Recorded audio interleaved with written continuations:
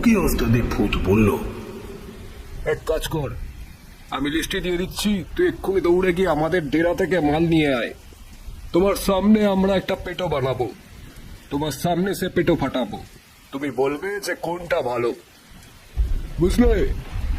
পলাশের চোখ কপালে। এই মাঝরাতে তাকে এখন যেতে হবে ওই পেটোর মাল আনতে? তবে এবারে বোধহয় সেই পাগলা ভূতটাই ভূতনাথ হয়ে আবির্ভূত হলেন। করো কি ওস্তাদ, আমাদের ডেরার ঠিকানা ওকে দিয়ে দেবে? তারপর যদি কাল সকালে পুলিশ নিয়ে গিয়ে ডেরায় হাজির হয়? রুকে এবার তারিফের চোখে তাকালো পাগলা ভূতের দিকে। একবার ঘাটটা ঘুরিয়ে দেখে নিল পলাশকে। তারপর কি যেন একটা ইশারা করলো পাগলা ভূতটাকে।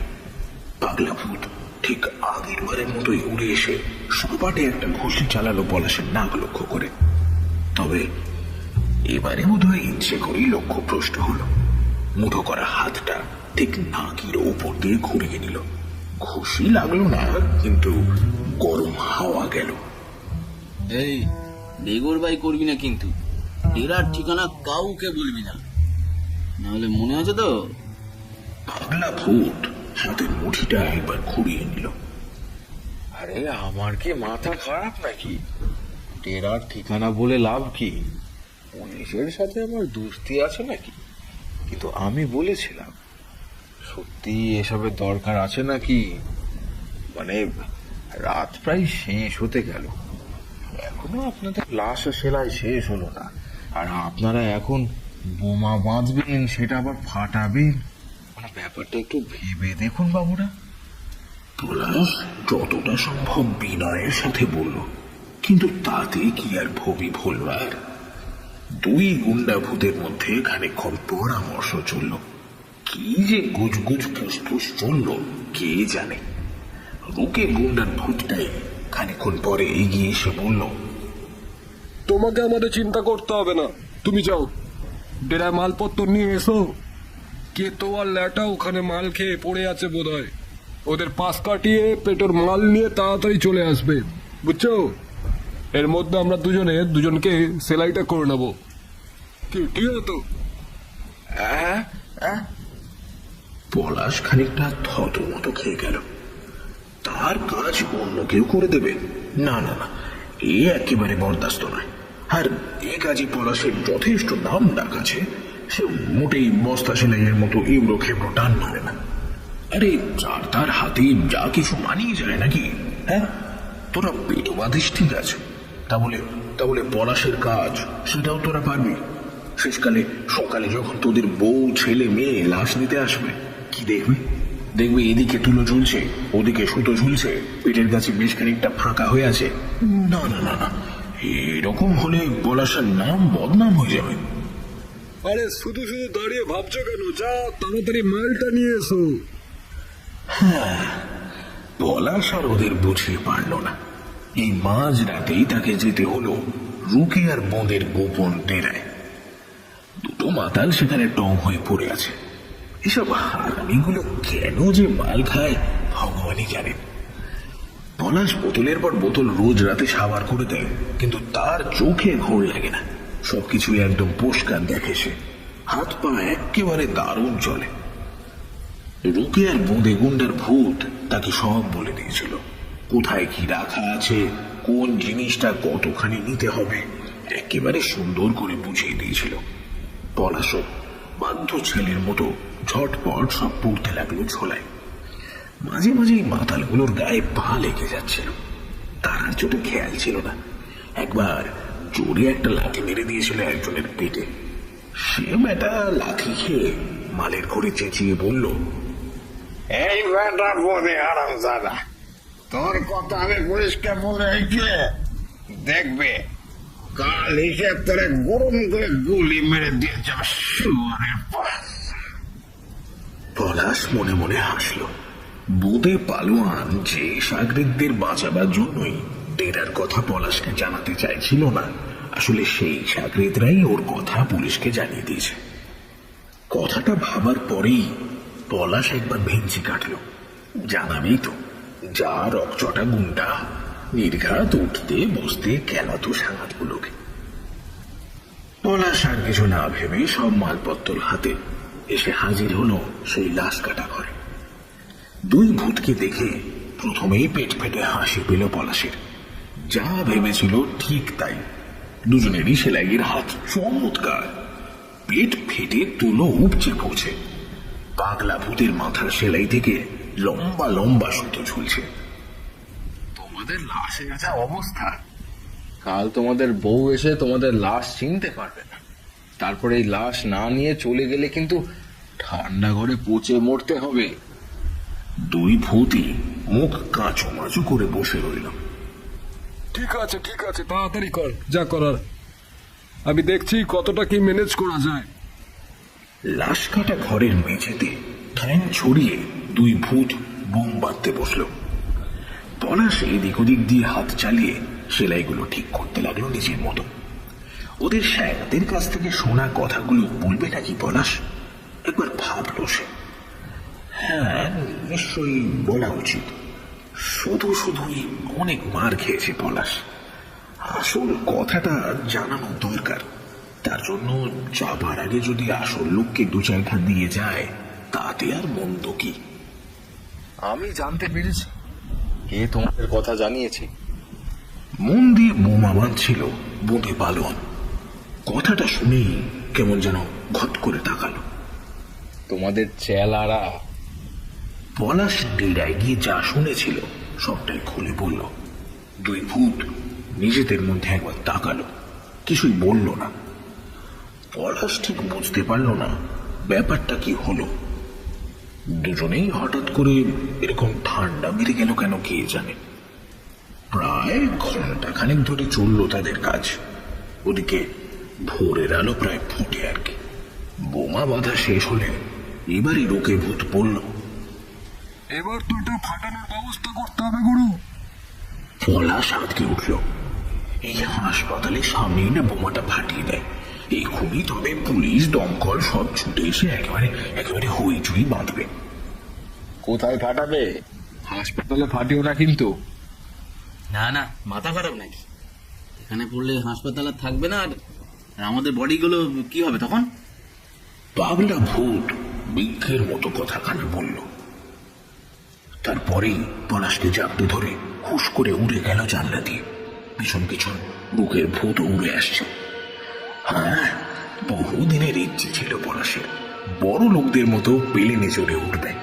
সেই ইচ্ছে যে শেষ পর্যন্ত এমন করে ভূতেদের হাতে ধরে হবে, সেটা কখনোই ভাবেনি পলাশ। কোথায় চলেছ বলো তো? চল না দেখবি, একদম চুপ করে বসে থাক। দুই ভূত পলাশকে নিয়ে উঠতে উঠতে এসে থামলো দাদির ডেরার সামনে।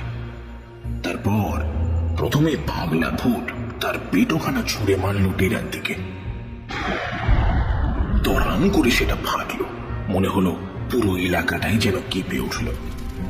ঠিক তারপরেই পাশ থেকে রুকের বোমাটাও এসে ফাটলো। দাউ দাউ করে আগুন জ্বলছে। পুরো বাড়িটা কালো ধোঁয়ায় ভূতের মতো অবাক হয়ে দাঁড়িয়ে আছে, যেন বোঝার চেষ্টা করছে তার অপরাধটা কোথায়। এবারে পাগলা ভূত পলাশের কাঁধে হাত রেখে বলল, এবার বলো তো স্যাঙাত, কার পেটও বেশি ভারী? পুরো ঘটনায় পলাশের কেমন যেন বোধ বুদ্ধি সব লোক পেয়েছে। সে শুধু হাঁ করে তাকিয়ে রইল। খানিকক্ষণ পর সেই হাঁ মুখ থেকে যেন আপনি ভাবে বেরিয়ে এলো, দুজনেই? দুই গুন্ডা ভূত আবার তাকে চ্যাংদোলা করে চলে এলো লাশ কাটা ঘরে। ভোরের আলো জানলা দিয়ে ঢুকছে। আকাশটা যেন অন্য দিনের চেয়ে একটু বেশি লাল আজকে। দুই গুন্ডার বানানো শেষ বোমার আগুনও যে মিশে গেছে সেই পূব আকাশের সোনালি রঙের সাথে। বেশ হয়েছে, চেলা দুটো একেবারে পুড়ে সাপ।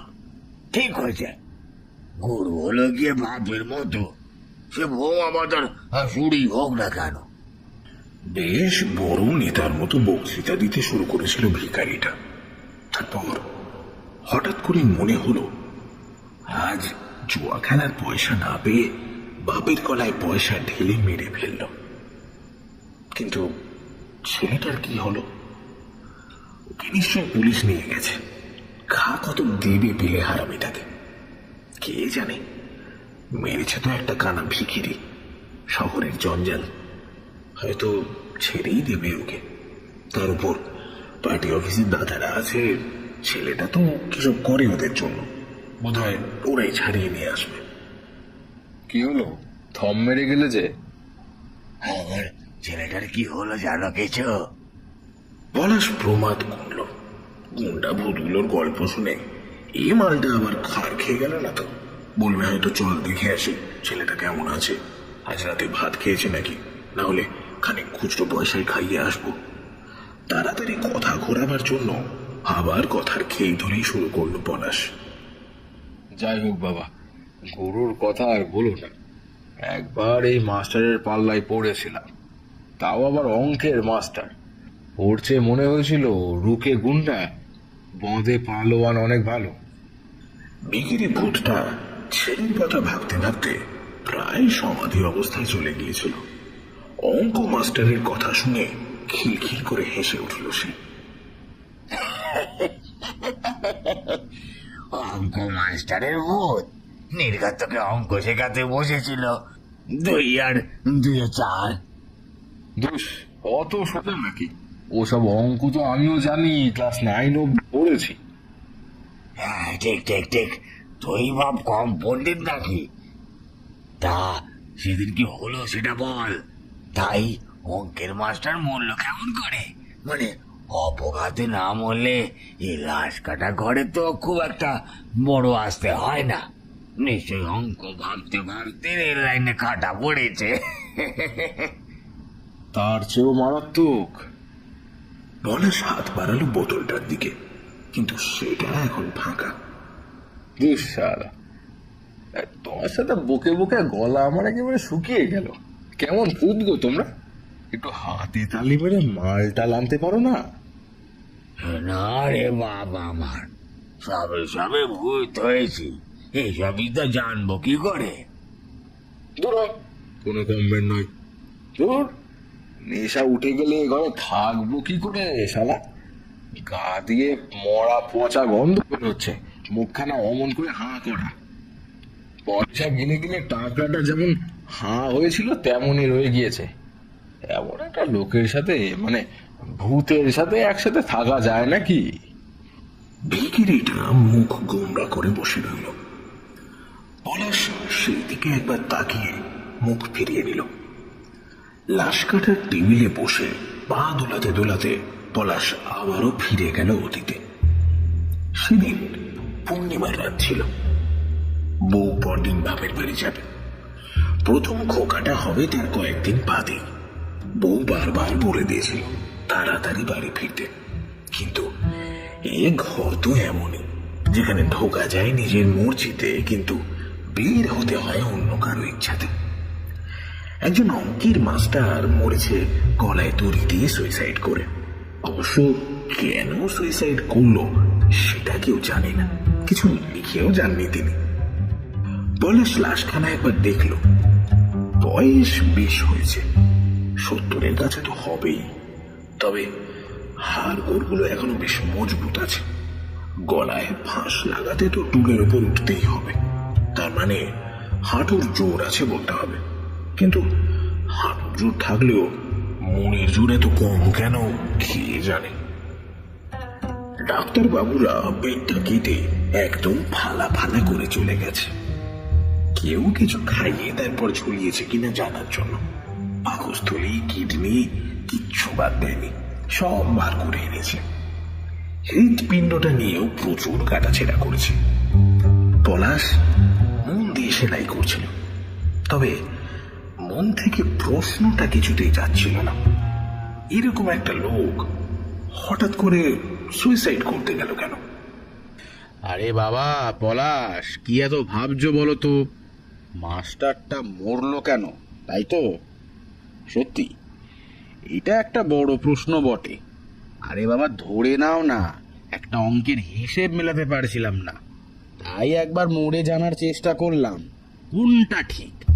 লোকে যেটা বলে সেটা ঠিক, নাকি আমি যেটা মনে করি সেটা ঠিক। থতমত খেয়ে পলাশ একবার তাকালো ওই মরা মাস্টারের দিকে।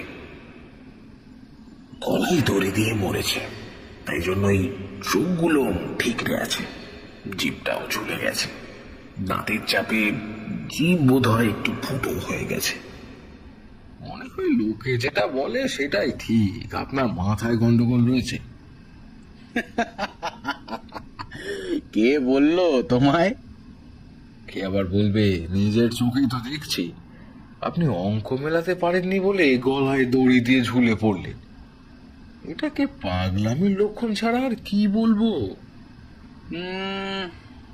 আমি পাগল? আচ্ছা বেশ, তাহলে মনে হয় তাই হবে, আমি পাগল। খানিকক্ষণ সব চুপচাপ। পলাশ ভাবল, যাজ্ঞে ভালোই হয়েছে, মাস্টার চুপ করেছে, চটপট কাজ সারা যাবে। কিন্তু তা তো হওয়ার নয়। একটু পরেই মাস্টারের ভূত কুড়ি কাঠের দিকে চেয়েই বলতে শুরু করলো, আজ থেকে 5 বছর আগে আইআইটির হোস্টেলে আমার ছাত্র সুনির্মল ঠিক এই দিনেই সুইসাইড করেছিল, গলায় দড়ি দিয়ে।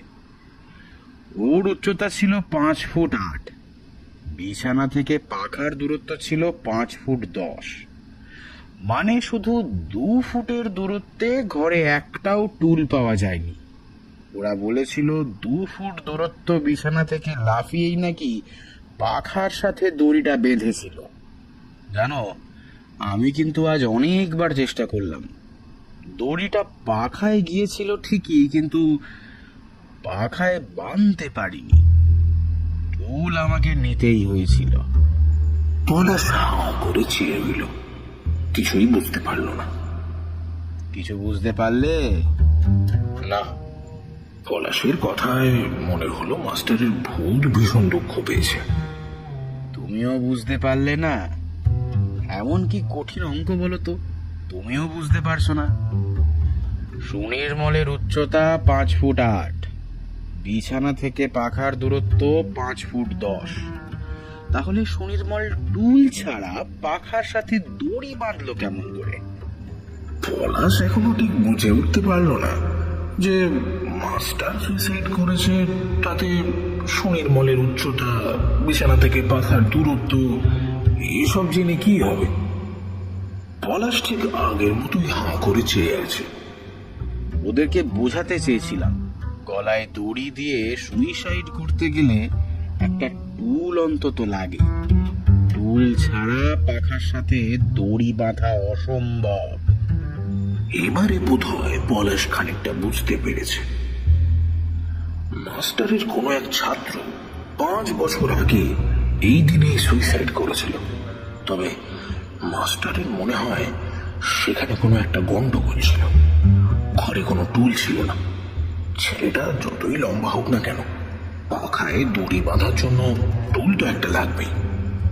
তবে মাস্টার শুধুমাত্র এইটুকুনি বোঝার জন্য নিজেই নিজের গলায় দড়ি দেবে, এই ব্যাপারটা সত্যিই এখনো পলাশের মাথায় ঢুকছিল না।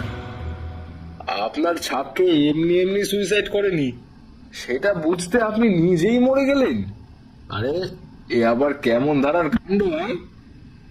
এই তো, এই তো, সাবাস, এইবার বুঝেছো।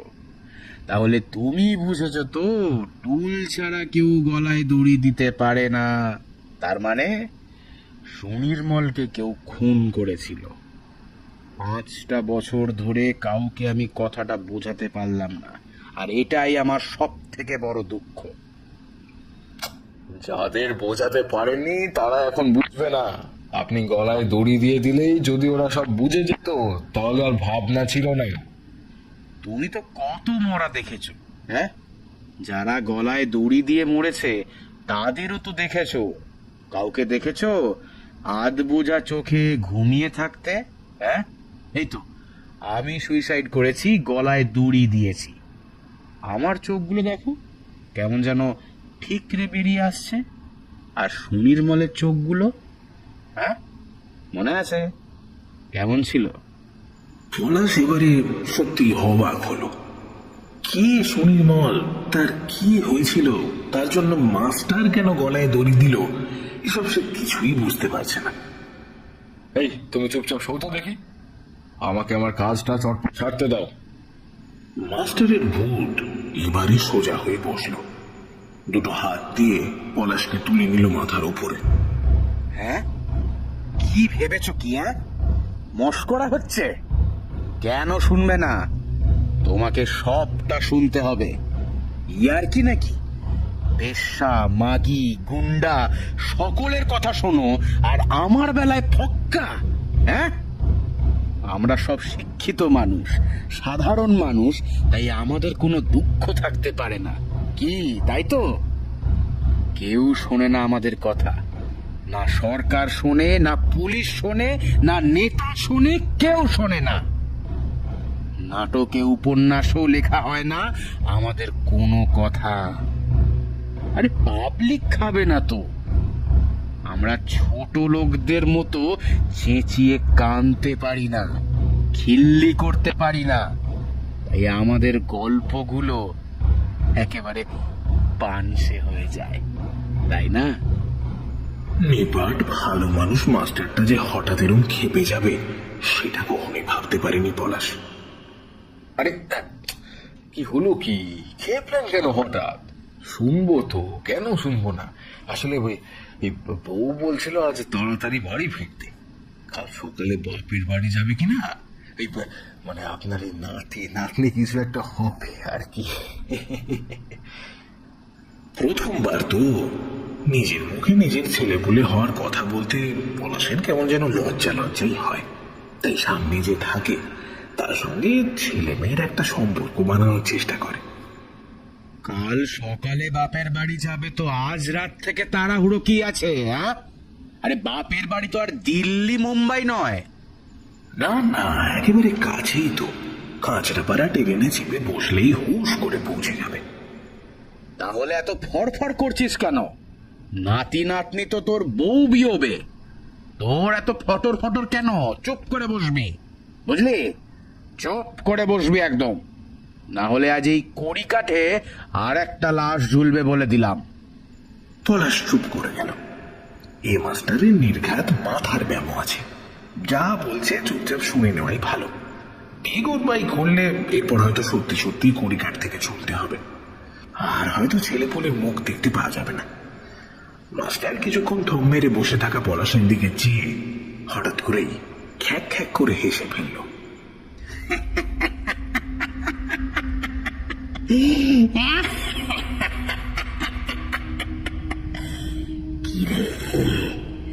ভয় পেয়ে গেলি মনে হচ্ছে। এই হলো আমাদের এক দোষ, কথা না বলে বলে এমন হয়ে গেছে যে কথা বলতে শুরু করলে তাল বেতাল ঠিক রাখতে পারি না। খামোখাই তোকে ভয় খাইয়ে দিলাম, ঠিক আছে থাক, আর শুনতে হবে না। চটপট হাতের কাজ সেরে নিয়ে কেটে পড় এবার, বুঝলি? আহারে, মাস্টারের বুঝি রাগ হয়ে গেল। না না, আপনি বলুন না, শুনছি তো আমি, তাড়া নেই আমার। ঠিকই তো বলেছেন আপনি, কালকে বাপের বাড়ি যাব তো, আজ সাত তাড়াতাড়ি বাড়ি গিয়ে হবেটা কি? হ্যাঁ, জানিস, সুনির্মল খুব ভালো ছাত্র ছিল। জয়েন্ট জানো তো, তো জয়েন্টে 500-র মধ্যে র্যাঙ্ক করেছিল। পলাশ ঘাড় নাড়ল, যেন সেও বার কয়েক জয়েন্ট পরীক্ষা দিয়েছে। র্যাঙ্কও ভালোই ছিল। নেহাতি লাশ কাটা ঘরে মাঝরাতে ভূতেদের সাথে আড্ডা দিতে ভালো লাগে, তাই থেকে গেছে এখানে। যাকে মাস্টার বলে চলল তার গল্প। খড়গপুর আইআইটিতে পড়তে গেল ইঞ্জিনিয়ারিং। বেশ লম্বা চওড়া স্বাস্থ্যবান চেহারা। প্রতি মাসে আমাকে চিঠি লিখত।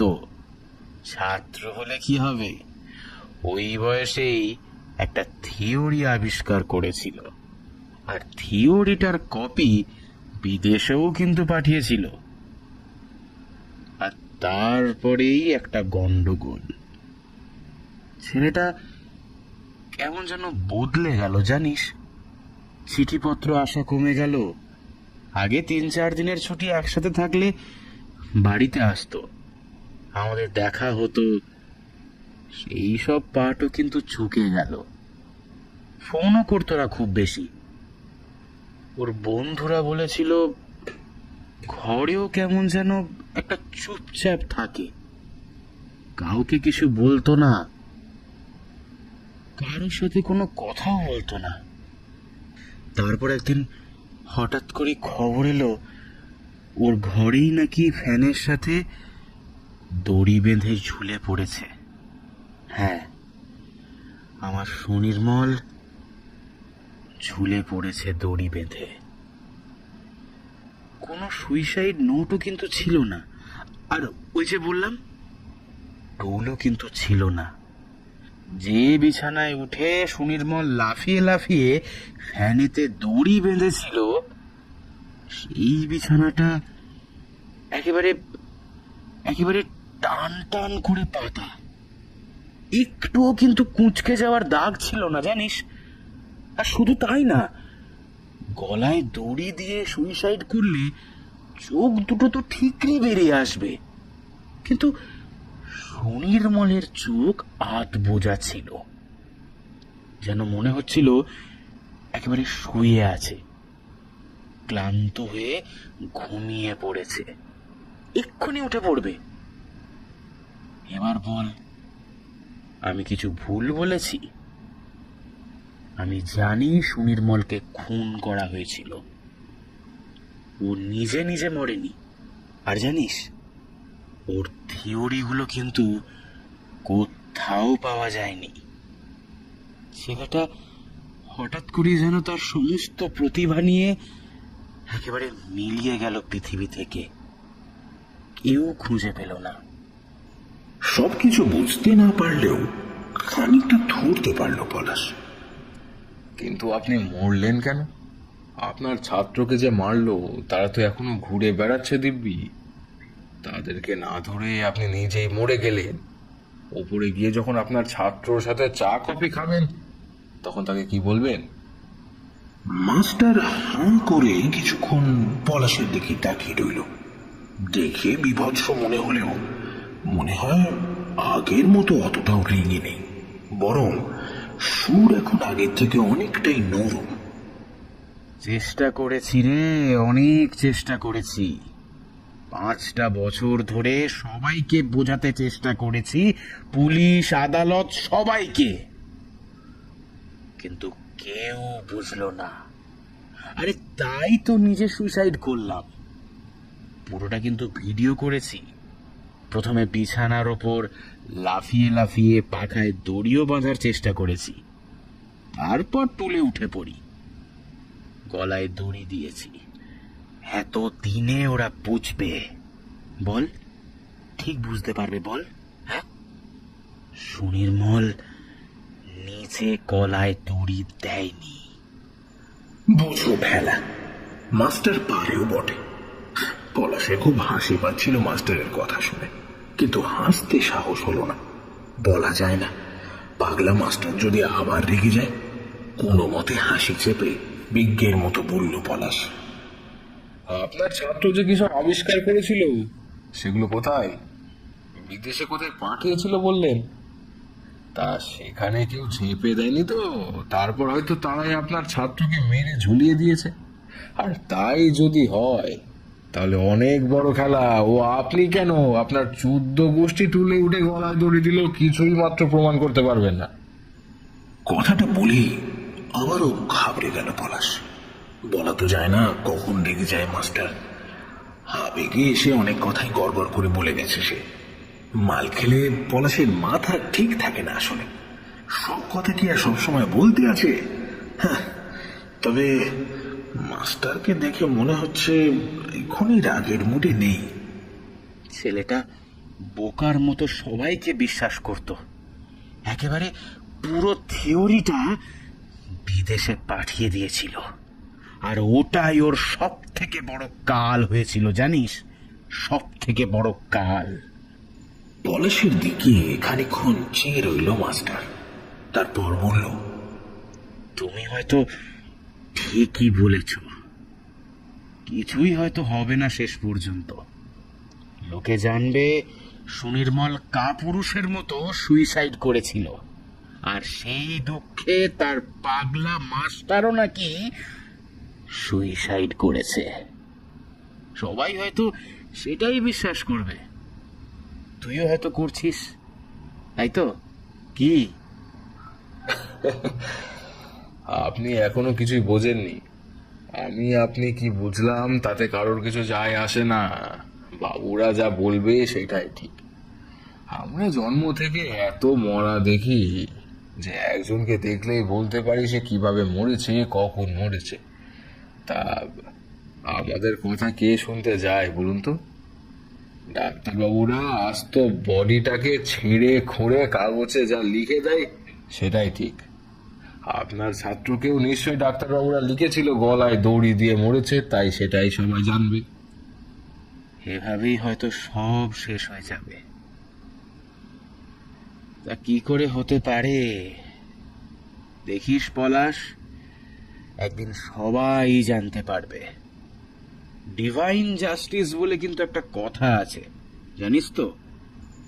না, পলাশ ডিভাইন জাস্টিনের কথা শুনেনি, তবে সেও বিশ্বাস করে এই পৃথিবীর সমস্ত লেনা দেনা এই লাশ কাটা ঘরে মিটিয়ে যেতে হয়। চিন্তা করবেন না মাস্টার মশাই, অপরওয়ালা সব দেখছেন, একদিন নিশ্চয়ই সবাই সবটা জানতে পারবে। এইটুকু বিশ্বাস নিয়ে অন্তত আপনি পরপারে যান, শান্তি পাবেন। মাস্টার বোধহয় একখানা দীর্ঘ নিঃশ্বাস ছাড়তে চাইল। তারপর হঠাৎই মনে পড়ল শ্বাস ফেলা বন্ধ হয়ে গেছে অনেকক্ষণ। এই জীবনে আর দীর্ঘ নিঃশ্বাসটুকু ছাড়া যাবে না। ঠিকই বলেছ পলাশ, ওপরওয়ালার ওপর বিশ্বাস। আমরা তো সাধারণ মানুষ, আগা থেকে গোড়া ওই ওপরওয়ালার ওপরই বিশ্বাস রাখা ছাড়া কোনো উপায় নেই আমাদের কাছে। আর খানিকক্ষণ পলাশের দিকে শূন্য দৃষ্টিতে চেয়ে রইল মাস্টার। আচ্ছা, অনেক কথা হলো, এবার তবে চলি। তোমার ছেলে বা মেয়ের জন্য আমার আশীর্বাদ রইল। তাদেরকে লেখাপড়া শিখিও, বুঝেছো? চলি, বিদায়। লেখাপড়া তো শেখাবো, তবে সুনির্মল বানাবো না, এটুকু বলতে পারি। মাস্টার হালকা করে হাসলো একটু, তারপর আবার চুপচাপ। আজও রাত কাবার হয়ে গেল। রাতের মধ্যে ঘরে ফেরা হলো না। পূব আকাশ ফর্সা হতে শুরু করেছে। লাশটাকে ঠান্ডা ঘরে পাঠিয়ে বাড়ি ফিরতে ফিরতে সকাল হয়ে যাবে। এদিকে আজকের রাতটাও প্রায় শেষ হতে চলল। পূবের আকাশে লাল আলো কিছুকি মারছে। ভিখারি ভূতটা ঝিমিয়েই পড়েছে, ঘুম পাচ্ছে খুব, শেষ ঘুম। হ্যাঁ, তারপর সেই সুনির্মলের খবর কিছু পেলে? না, তার আর খবর আমি কি করে পাবো? আমি কি আর অত কাগজ পড়ি নাকি খবর দেখি? তবে একটা কথা জানি, যারা তাকে খুন করেছে একদিন এমনই এক আধো অন্ধকারে কোনো এক পলাশের সামনে ছেঁড়া খোড়া হয়ে পড়ে থাকতে হবে। ভিখারিটা চুপ করে রইল কিছুক্ষণের জন্য। কেমন যেন একটা ঝিমুনি ভাব এসে গেছে। যারা চলে গেল তারা আর কোনোদিনও ফিরে আসেনি। কস্তুরীও আসেনি আর কোনোদিন, তাই না? না, আর কোনোদিনও আসেনি কেউ। প্রতিদিন নতুন নতুন ভূত, নতুন নতুন গল্প, নতুন নতুন না পাওয়ার গল্প। একবার ভিখারিটার দিকে তাকালো পলাশ। এই, এবার কিন্তু হেভি গন্ধ বেরোচ্ছে, তাড়াতাড়ি তোকে ঠান্ডা করে পাঠিয়ে দিই, তাহলে তোর ছেলে আর কাল তোকে নেবে না। সে বোধ হয় এমনিও নেবে না। অচল পয়সার মতো অচল বাপ, কোনো কাজেই আর আসি না। শেষ বেলায় পলাশের দিকে একবার তাকালো ভিখারিটা। দেখতে পায় না, তবু আন্দাজে সবটাই বুঝতে পারে এখনো। শুধু আসল নকলের ফারাকটা বুঝতে পারেনি। আচ্ছা, সুনির্মলের খনিকে যদি লাশ কাটা ঘরে আসতে হয় তবে কি? শেষ করতে পারল না কথাটা। হাজার হোক, ভাবতো তাই জন্যই পলাশ আর কোনো কথা বাড়ালো না।